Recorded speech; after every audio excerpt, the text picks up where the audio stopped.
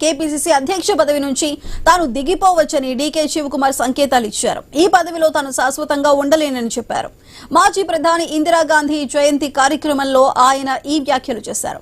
CM మార్పుపై ఊహాగానాల వేళ DK Shivakumar చేసిన కామెంట్స్ ప్రాధాన్యం సంతరించుకున్నాయి. కేపీసీసీ చీఫ్ పదవిలో శాశ్వతంగా ఉండలేనన్నారు డీకే శివకుమార్. మరికొద్ది నెలల్లో ఈ పదవి చేపట్టి 6 ఏళ్లు పూర్తవుతుందని తెలిపారు. ఇతరులకు అవకాశం ఇవ్వాలన్నారు. డిప్యూటీ సీఎం అయిన తరువాత పార్టీ రాష్ట్ర అధ్యక్ష పదవికి రాజీనామా చేయాలని అనుకున్నట్లు చెప్పారు. అయితే మరికొంతకాలం కొనసాగాలని ఖర్గే, రాహుల్ కోరారన్నారు. పార్టీ నాయకత్వం విషయంలో ముందు వరుసలో ఉంటానన్నారు డీకే శివకుమార్.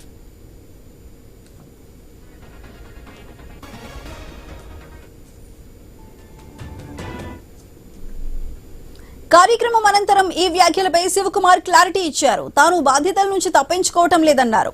ఇక్కడ ఎవరూ శాశ్వతంగా ఉండలేరని తెలిపారు. తాను పారిపోయే వ్యక్తిని కాదని, గాంధీ కుటుంబం, కాంగ్రెస్ అధ్యక్షుడు కోరినంత కాలం పనిచేస్తానని వివరణ ఇచ్చారు శివకుమార్.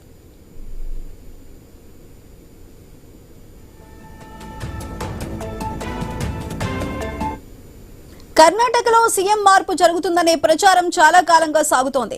ఇటీవలే సోనియా, రాహుల్ గాంధీతో సీఎం సిద్ధరామయ్య భేటీ అయ్యారు. తనను పూర్తికాలం సీఎంగా కొనసాగనివ్వాలని కోరినట్లు తెలుస్తోంది. వచ్చే ఎన్నికలకు డీకేను సీఎం అభ్యర్థిగా ప్రతిపాదిద్దామని సూచించినట్లు సమాచారం.